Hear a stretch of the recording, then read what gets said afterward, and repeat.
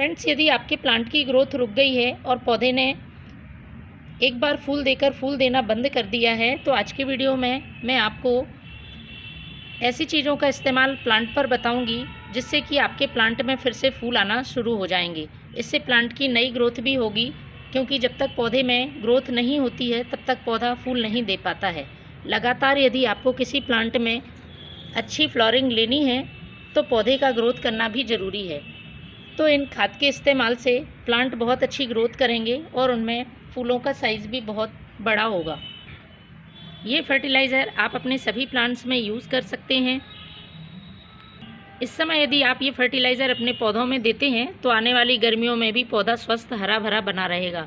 यदि आपके पौधों की पत्तियां पीली पड़ रही हैं, पीली पड़ के झड़ रही हैं, पौधा सूख रहा है या पत्तियों पर चमक नहीं है, तो आप इस फर्टिलाइज़र का इस्तेमाल करें। आपका प्लांट बहुत ही हरा भरा और स्वस्थ पत्तियों वाला होगा। तो फ्रेंड्स, किसी भी फर्टिलाइज़र को डालने से पहले पौधे की देखभाल से संबंधित कुछ बातों का ध्यान रखना हमें ज़रूरी होता है, तभी फर्टिलाइज़र का असर प्लांट पर होता है। तो सबसे पहला काम होता है पौधे को स्वस्थ रखना। यदि पौधा स्वस्थ नहीं है तो हम किसी भी तरह का फर्टिलाइज़र प्लांट में डालेंगे, उसका कोई फ़ायदा हमें प्लांट पे देखने को नहीं मिलेगा।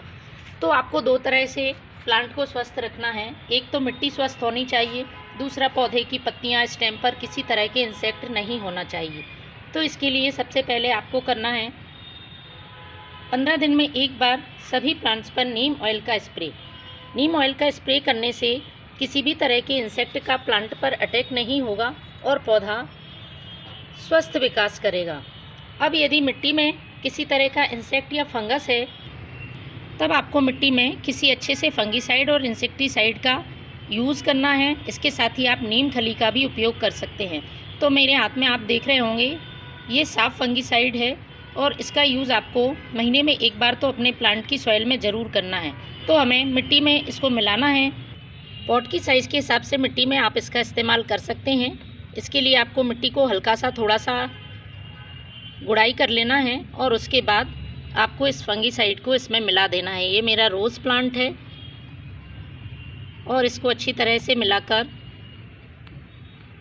आपको इसमें पानी डाल देना है। इसके बाद आपको अपने प्लांट में सूखे हुए फूल हैं तो उनको हटा देना है, या सूखी हुई टहनियाँ उनको भी कट कर देना है। इस तरह से प्लांट में नई ग्रोथ होती रहेगी और पौधा फूल देता रहेगा।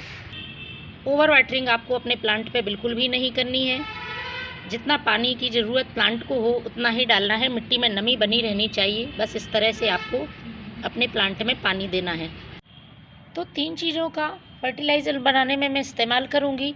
इससे पौधे के लिए NPK के साथ साथ कई माइक्रो न्यूट्रिएंट्स भी मिल सकेंगे और पौधा अच्छी तरह से विकास कर सकेगा। तो सबसे पहले मैं ले रही हूँ बर्मी कंपोस्ट। बर्मी कंपोस्ट एक ऑर्गेनिक खाद है और पौधे में किसी तरह का साइड इफ़ेक्ट नहीं करती है, पोषक तत्वों से भरपूर है। आप कभी भी किसी भी मौसम में सभी प्लांट्स के लिए इसका इस्तेमाल कर सकते हैं।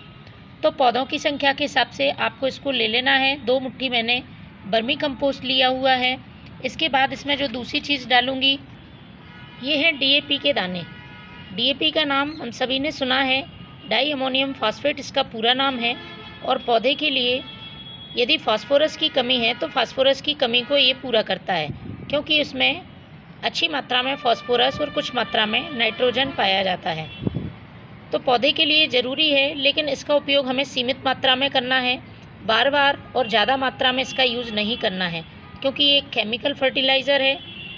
इसका ज़्यादा यूज़ पौधे के लिए नुकसानदायक हो सकता है। तो 7 से 8 दाने मैंने ये DAP के ले लिए हैं। तीसरी चीज़ जो यूज़ कर रही हूँ वो है ये यूज़ की हुई चाय पत्ती। पौधे की सॉइल को एसिडिक करेगी और पौधे ने यदि फूल देना बंद कर दिए हैं तो फिर से फूल आने लगेंगे। 1 छोटा चम्मच मैंने ये यूज़ की हुई चाय पत्ती ले ली है। यूज़ की हुई चाय पत्ती जब भी आप इस्तेमाल करते हैं तो इस बात का ध्यान रखें, अच्छी तरह से धोकर सुखाई गई हो तभी आपको इसका इस्तेमाल करना है। यदि आप गीली चाय पत्ती का और बिना धोई हुई चाय पत्ती का यूज़ करते हैं तो पौधे में फंगस लग सकता है। अब इसको हमें प्लांट की सॉइल में डालना है। तो ये मेरा रोज़ प्लांट है, इसमें मैं इस खाद का यूज़ करने वाली हूँ। मिट्टी को साइड से थोड़ा सा हटा लें। इसके बाद आपको इसका यूज़ करना है। तो 1 मुट्ठी खाद आप प्लांट की सॉइल में इस तरह से डाल दें, इसको मिट्टी से कवर कर दें और ऊपर से वाटरिंग कर दें। महीने में एक बार इस फर्टिलाइज़र का आप यूज़ कर सकते हैं।